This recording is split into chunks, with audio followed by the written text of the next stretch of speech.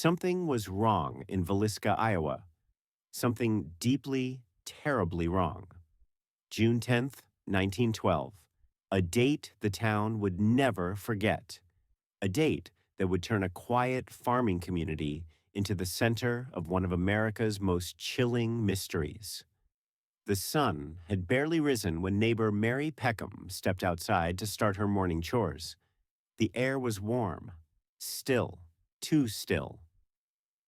She looked over at the Moore family home, a house usually alive with the chaos of 6 children.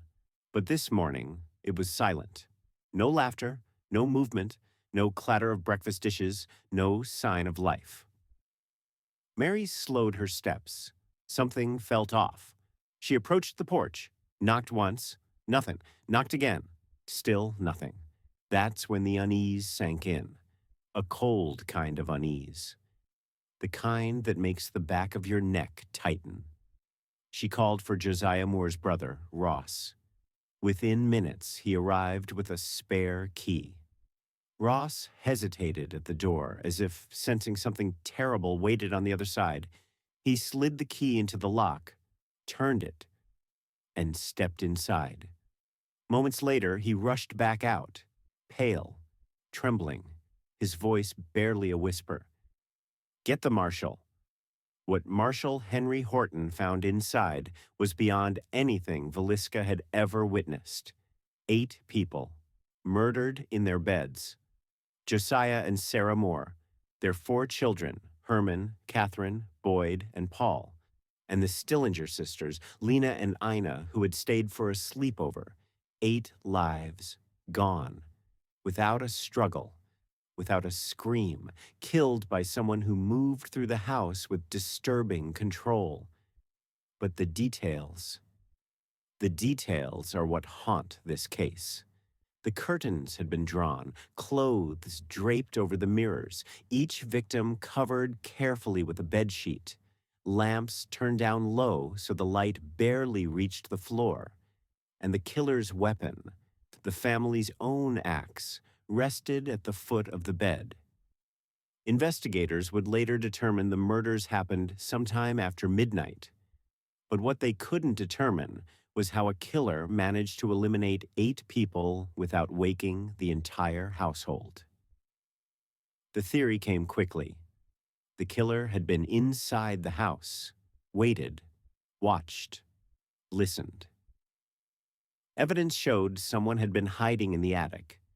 An indentation in the insulation, cigarette butts, a small area cleared in the dust. Whoever it was sat there in total darkness, waiting for the family to return home from church. The thought alone is chilling. The family's final evening seemed completely ordinary.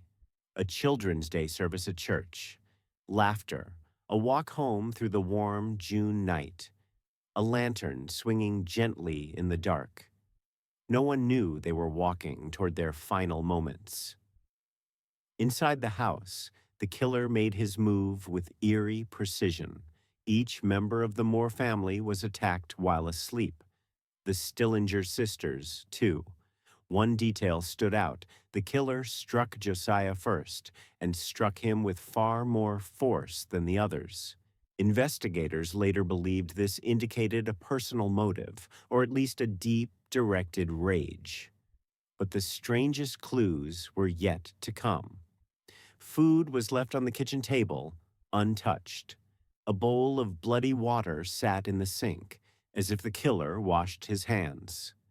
A piece of raw bacon was found wrapped in a cloth, and a shadowy figure was spotted around 4 in the morning by at least one eyewitness walking toward the train tracks.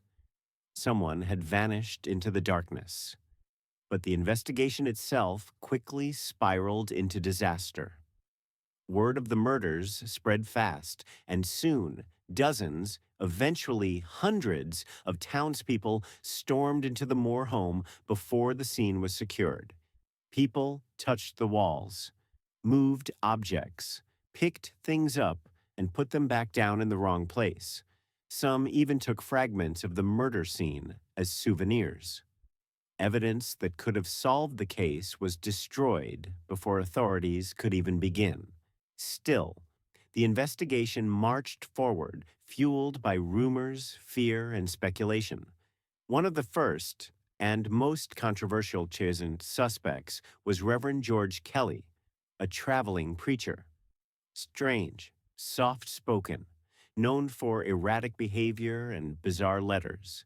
He'd attended the same church event as the Moores that night, left town early the next morning, and at one point confessed, then quickly retracted his confession. His story shifted constantly, but a confession alone wasn't enough. 2 trials later, he was acquitted. Another theory pointed at Senator Frank Jones, Josiah's former employer. Jones was wealthy, influential, and allegedly resentful after Josiah left his business. Some believed he hired a killer, but there was never any evidence, only whispers and political tension.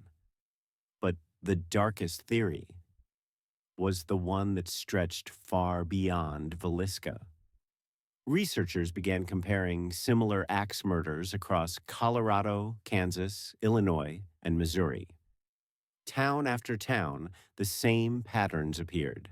Families targeted at night, mirrors covered, lamps dimmed, faces of victims hidden. The killer using an axe found inside the home. It was too similar to ignore. And so emerged the possibility of a transient serial killer on the nation's railways. A man some investigators now call the Midwest Axeman. Someone who moved from town to town, hunting families in silence, leaving behind scenes of horror, and disappearing into the night, never to be caught. Over a century later, the Villisca house still stands, untouched, preserved. Visitors report hearing footsteps where no one is walking, doors opening on their own, children's voices, whispers in the attic, cold spots in empty rooms. Whether you believe in hauntings or not, you cannot ignore the feeling inside that house. The weight of what happened there. The echoes of a night that tore a hole in the heart of a community. The Villisca Axe Murders remain one of the most unsettling mysteries in American history. Not just for the brutality, but for the questions that still hang in the air more than 100 years later. Who was hiding in that attic? Why did they choose that family? What happened after they stepped out into the night? And how did they disappear so completely? This case stands frozen in time, a haunting reminder that evil can slip quietly through the cracks of ordinary life and vanish again without a trace.